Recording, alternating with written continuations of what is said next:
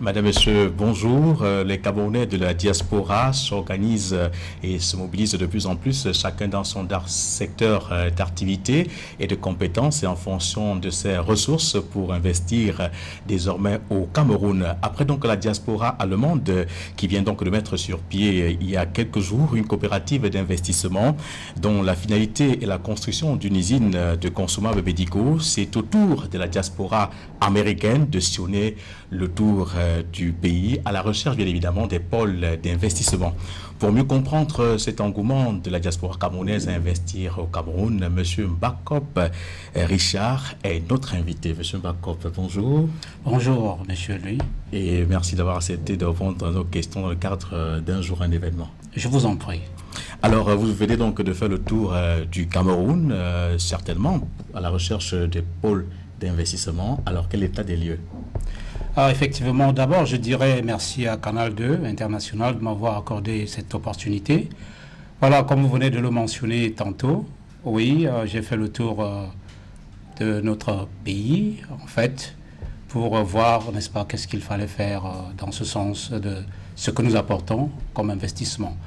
J'ai été, par exemple, à Boya, j'ai été à Yaoundé, j'ai été en Konsamba, j'étais à Banganté, j'ai été à Loum, j'ai été à Baré-Bakem. Alors, dans le domaine spécifique de la santé et de l'éducation, parce que l'ONG dont je suis le président, qui s'appelle Safe Bridge of Help de Washington, est spécialisée, se focalise dans deux secteurs, cette éducation et la santé. Donc, j'ai été dans ces endroits, justement, pour, avec mon directeur, le directeur du projet de cette organisation, pour faire des études préliminaires. Et puis, nous avons des critères sur lesquels nous nous appuyons pour octroyer, n'est-ce pas, ces dons. Donc, c'était dans le but de voir quels seraient les prochains récipiendaires de ces dons. Alors, donc, vous avez choisi le secteur de l'éducation et la santé. Alors, si on revient sur le cas spécifique de la santé, alors, vous offrez quoi? Vous améliorez le plateau technique. Qu'est-ce qui sera véritablement fait pour appuyer, n'est-ce pas, les pouvoirs publics dans les efforts qu'ils fournissent déjà pour améliorer la qualité et l'état de santé des Camerounais? Merci. Je dirais que la santé est vaste, comme vous venez de le constater. Mais cependant, nous ne pouvons pas nous limiter à peut-être tout simplement du matériel. Bien sûr, il y a des matériels de santé que nous octroyons, il y a des lits d'hôpitaux que nous sommes prêts à octroyer, et il y a beaucoup d'autres petits matériels de première nécessité que nous allons octroyer. Mais cependant, je crois qu'à long terme, la vision de cette organisation, c'est être en mesure de créer des structures sur place au Cameroun, capables, n'est-ce pas, de venir en aide dans le domaine de la santé, parce que ne nous trompons pas, nous ne l'aurons pas. Nous ne pouvons pas laisser au gouvernement tout simplement de pouvoir travailler dans ce sens-là. Nous avons besoin d'apporter notre contribution pour aider le gouvernement à couvrir nos populations. Donc, nous sommes prêts à court terme, donner des matériels tels que le lit, tels que des matériels de première nécessité, mais à long terme, créer une ou plusieurs structures sur place au Cameroun qui doivent être en mesure d'apporter des soins aux Camerounais. Alors ça, c'était sur le plan de la santé. Parlons à présent de l'éducation. C'est quand même un autre secteur assez sensible. Effectivement, très sensible. Un secteur qui me tient particulièrement à cœur parce que la jeunesse camerounaise représente le Cameroun de demain. Et nous pensons, la vision de cette organisation est indubitablement qu'il faudrait que cette jeunesse soit en mesure de compétir. Et aujourd'hui, nous savons que l'éducation représente le plus grand héritage que nous puissions avoir. Nous avons donc cette vision de permettre aux jeunes Camerounais de s'éduquer. Et s'éduquer, ça veut dire que nous sommes prêts à leur offrir des livres et des structures qui puissent leur permettre d'être compétitifs. Par exemple, jusqu'à présent, notre organisation a été en mesure d'octroyer des dons d'ordinateurs parce que nous pensons que l'informatique, nous avons des centres multimédia que nous avons offerts à certains établissements. Je commencerai déjà par le lycée de Banganté en 2005. À l'époque, notre organisation s'appelait Cameroon Community Outreach, USA, et travaillait juste dans le domaine, dans ce domaine éducationnel et de la santé au Cameroun. Cette organisation a connu une mutation et est passée de Cameroon Community Outreach USA à Safe Bridge of Help. C'est-à-dire qu'elle s'étend maintenant sur non seulement le Cameroun, mais l'Afrique. Et le Cameroun est le premier récipiendaire de nos dons. Sur le plan éducationnel, donc, comme je disais, le lycée de Loum, par exemple, il y a de cela quelques jours seulement, a reçu 31 ordinateurs pour sa structure. Et il y a le lycée de Baré-Bakem qui en a reçu 30 également pour sa structure. Parce que nous pensons que l'Internet devient un instrument incontournable. Et avec cela, les jeunes Camerounais seront en mesure de se connecter et avoir des informations, avoir des connaissances qui leur permettent d'être compétitifs dans un monde comme celui-ci en pleine mutation et à l'âge de l'information. Alors, il faut dire quand même que vous êtes aux États-Unis d'Amérique. Lorsque vous parlez d'informatique, vous êtes n'est-ce pas mieux placé que quiconque. Alors, est-ce que cela suffit pour permettre donc à cette jeunesse camerounaise d'être compétitive? Parce que rien ne sert, par exemple, de donner des ordinateurs à des établissements qui sont dans l'arrière-pays où il n'y a pas d'électricité. Alors, est-ce que vous ne pensez pas qu'en dehors de cela, il faudrait peut-être un accompagnement, que cette action, n'est-ce pas, soit appuyée? Je suis entièrement d'accord avec vous. D'ailleurs, ça soulève un problème qui relève des critères qui nous permettent d'octroyer ces dons. Avant de les faire, nous avons sillonné plusieurs établissements, par exemple, avant de choisir Baré-Bakem et Loum. Et dans certains établissements, il y avait un problème de structure d'accueil de ces matériels. Dans d'autres, il y avait même ce problème d'électricité dont vous veniez de faire allusion. Je veux dire, auquel vous venez de faire allusion. Alors, nous avons trouvé que Loum et Baré-Bakem avaient des structures déjà prédisposées à recevoir. Donc, pour répondre à votre question, je ne pense pas que nous pouvons nous arrêter tout simplement au niveau de dons d'ordinateurs. Il faudrait une mesure d'accompagnement. Et dans mes interventions, que ce soit à Baré ou à Loum, au cours de cette cérémonie, j'ai bien fait appel aux élèves de bien utiliser ceci et je leur ai demandé d'être positifs. Quelles que soient les circonstances dans lesquelles ils se trouvent, il y a un futur prospère à l'horizon. J'ai fait appel aux parents d'élèves de comprendre que, n'est-ce pas, il faut du sacrifice et qu'ils comprennent, qu'ils continuent à se sacrifier pour ces enfants. J'ai fait appel aux enseignants. Bien sûr, j'ai énuméré le fait qu'ils ne sont pas payés selon la valeur de ce qu'ils donnent. Mais cependant, je leur ai dit, il n'y a rien qui reste, n'est-ce pas, statique. Donc, il y a un futur également qui accompagnera, n'est-ce pas, qui arrivera plus tard pour, n'est-ce pas, résorber cette situation. Alors, également, j'ai fait appel à notre gouvernement de continuer à aider, n'est-ce pas, en sorte que ces structures-là, ce que nous donnons là, que ce soit également une mesure, je veux dire qu'il y ait des mesures d'accompagnement pour pouvoir, n'est-ce pas, créer des structures, voilà, capables, n'est-ce pas, de nous rassurer que la diaspora, lorsqu'elle aide, que cela ne soit pas une peine perdue. Voilà, alors, je voudrais un peu comprendre, parce que il y a eu la diaspora allemande il y a quelques jours, et cette fin de semaine, c'est vous. Alors, qu'est-ce qui vous motive aujourd'hui à revenir investir au pays? Sans aucun doute, je pense que le premier élément n'est autre chose qu'une prise de conscience. Une prise de conscience qui s'appuie sur le fait que nous qui sommes à l'extérieur, nous ne l'aurons pas, nous avons encore de l'opportunité qu'au Cameroun, nous n'en avons pas. Il y a des organisations philanthropiques, il y a des organisations qui par moment, veulent aider, mais ne savent pas exactement comment le faire. Non pas l'information. Non pas l'information.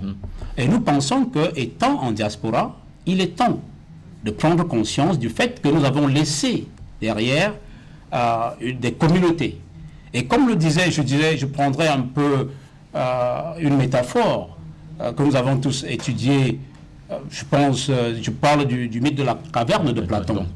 Alors, le philosophe n'est que celui-là qui est parti de la caverne et s'est illuminé et est rentré, n'est-ce pas, illuminer ceux qui sont restés dans la caverne. Cette doctrine, je veux dire, cette façon de penser m'a toujours influencé. C'est pourquoi je pense que la diaspora a compris. Et déjà, je félicite la diaspora allemande d'avoir pris l'initiative. C'est ce que nous recherchons. Et même ce que est l'opportunité que vous nous donnez actuellement. Ce n'est pas pour nous directement. C'est pour que d'autres Camerounais de la diaspora soient en mesure de comprendre qu'il est temps d'aider notre gouvernement à aider nos populations. Donc, il y a une prise de conscience. Et vous avez choisi le secteur de la santé et de l'éducation comme une priorité pour le développement. Alors, je voudrais quand même qu'après ce tour d'horizon, vous êtes quand même ce pays que vous avez laissé à combien d'années? Les choses ont quand même changé positivement? Les choses ont changé positivement, c'est vrai. Déjà au lycée, j'ai été très ému de voir que les lycéens étaient très jeunes. Ils étaient plus jeunes qu'à notre époque. Voilà. Donc c'est un changement déjà. Ça veut dire qu'il y a cette mutation-là qui est inévitable. Le Cameroun, notre pays, a changé également. Je vois beaucoup d'entrepreneurs. Je vois l'idée d'initiative et de créativité des Camerounais. Nous ne l'aurons pas, le Camerounais est très intelligent. Le Camerounais, c'est un entrepreneur. Le Camerounais est capable de faire beaucoup de choses. Il lui faut un environnement. Mais le gouvernement ne peut pas tout faire. Donc, il est question que la diaspora également puisse contribuer à l'épanouissement de ce pays, qui est un beau pays d'ailleurs. Voilà, merci pour cette précision. Je voudrais quand même, à court terme, quelles sont les actions qui sont menées d'ici peu? Parce que là, vous avez collecté un certain nombre de données. Maintenant, les questions d'aller, de voir là où vous allez véritablement investir dans les tout prochains jours. Est-ce qu'on peut avoir déjà une idée de ces Une idée, vous pouvez l'avoir, mais pas spécifique. Ça ne peut pas être spécifique. Donc, il y a tellement de choses à faire. Effectivement. J'étais à Boya, par exemple. J'ai rencontré le directeur régional de la santé. Ils m'ont, avec le directeur du projet de notre organisation, nous sommes allés donc à la maternité à Mutengene. Mais ce que nous avons vu était déplorable. Et je pense que probablement les gens auront l'opportunité de voir cela. Alors, ça m'a ému jusqu'aux larmes. Les conditions de... Donc il est temps absolument que nous puissions travailler en collaboration avec... Je dirais que en Occident, plus précisément aux États-Unis, que je connais mieux, et je remercie les États-Unis de nous avoir donné cette opportunité, il y a beaucoup de gens capables, prêts à aider. Ça, c'est un pays où les gens ont du cœur. Alors, prêts à aider. Il suffit tout simplement que nous soyons en mesure de démontrer que il y a des projets, il y a des gens qui sont dans le besoin dans notre pays, et avec votre concours, par exemple, comme ce que nous sommes en train de faire, qu'ils puissent nous donner des ressources, que ce soit financières ou matérielles, qui nous permettront de couvrir une grande majorité de nos frères et sœurs qui sont dans le besoin. Bon, il y a par exemple cette maternité où il y a au moins 50 femmes, m'a-t-on confirmé, qui accouchent sur une base régulière, peut-être chaque semaine. Les conditions n'ont pas été celles que nous attendions. Nous avions vu des lits d'hôpitaux qui datent mais qui datent je ne sais pas de quand. Alors, pourquoi est-ce que nous ne pouvons pas nous unir en diaspora et aider? Comme je l'ai dit tantôt, le gouvernement ne peut pas tout faire. Voilà. Voilà. Merci, Monsieur Mbakop Richard, de cette association Safe Bridge of Health. Et cela nous fait plaisir d'échanger avec vous dans les domaines, bien évidemment, de la santé et de l'éducation. Alors, je voudrais que l'on revienne un peu sur les livres. Il y a des ordinateurs que vous avez annoncés, il y a également les ouvrages. Vous avez également parlé, n'est-ce pas, des équipements. Est-ce qu'il n'y a pas d'autres aspects au cours de votre périple qui méritent également que vous attiriez un peu l'attention des uns des autres là-dessus? Oui, je pense que ces deux domaines, pour être efficient, il ne faut pas se leurrer, il ne faut pas être, comment dirais-je, disparate. Pour donner ce qu'il y a à donner, et que ce soit substantiel, je pense qu'il faut choisir les secteurs. Ça ne sert à rien d'être dans 4 secteurs à la fois. L'énergie est dispersée. C'est pourquoi nous sommes focalisés sur 2 secteurs spécifiques, la santé et l'éducation. Mais cependant, je vais vous donner un exemple. Au lycée de Loum, par exemple, il y a ce jeune handicapé qui fait la classe de 5e, qui est sur des béquilles, mais très intelligent. Lorsque le proviseur nous a fait part de sa situation, c'est le directeur de projet qui était de passage là-bas. Alors il a ramené cela à notre niveau et nous avons étudié et aujourd'hui, nous sommes en train de le prendre en charge. Voilà, ça part un peu en dehors. Donc cette organisation également pense sur le plan moral, humanitaire, à aller au-delà des 2 secteurs que nous avons choisis. Laissez-moi vous donner un autre exemple. Au lycée de Barré, par exemple, il y a le directeur de projet qui était en prospection. Et il y a une dame, veuve de 6 enfants, qui est venue demander si jamais on pouvait l'aider auprès du proviseur à inscrire ses enfants parce qu'elle ne parvenait pas à les supporter. Alors, il lui a donné un peu de sous là sur place et lui a dit, écoute, madame, bon, ben, donnez-moi vos coordonnées, on ne sait jamais. Alors, il est revenu aux États-Unis. Il m'a appelé, d'ailleurs, il était au Cameroun. Il me dit, président, voilà, voici une situation. J'ai dit, en fait, viens, et puis on verra ce qu'il y a lieu de faire. Parce que, qu'est-ce qui s'est passé? J'ai parlé à la dame, et aujourd'hui, nous avons pris les 6 enfants en charge. Alors, ça, c'est autant d'actes que nous posons. Et pourquoi ceci? Notre organisation n'est pas tout simplement une organisation qui se limite à l'éducation, à la santé. Nous avons du cœur. Nous mettons le Christ devant tout ce que nous faisons. C'est que vous avez véritablement hérité de cette bonne formation américaine? Effectivement. Nous sommes, comme le disait encore Montaigne, le milieu conditionne l'être humain. Alors donc, je sors de là et je veux mettre en exergue au maximum ce que j'ai hérité de cette grande nation. Voilà, merci infiniment à M. Mbakop Richard pour cette invitation, parce qu'ils sont rares, les Camerounais qui à un moment donné pensent comme vous. Et déjà félicitations et beaucoup de courage. Et nous espérons que nous allons vous accompagner comme d'habitude dans la couverture de ces dons, et pour montrer bien évidemment à nos téléspectateurs et au monde entier que ce n'était pas du bluff. Effectivement. Je vous en prie et je vous remercie infiniment. J'aimerais apporter juste quelque chose là, quelques précisions. Cette organisation actuellement n'a que 12 membres, dont une représentante au Cameroun, à Yaoundé. Et cette organisation, jusqu'à présent, tous les dons que nous avons octroyés, les ressources financières partent de chaque individu de cette organisation.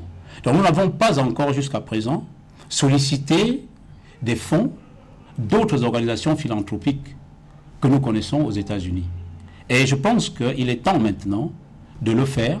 Et c'est pourquoi je remercie déjà Canal 2 et désormais que vous nous accompagnez, comme vous venez de le dire. Je remercie également le gouvernement américain, en fait la nation américaine, qui nous donne cette opportunité d'être en mesure d'aider.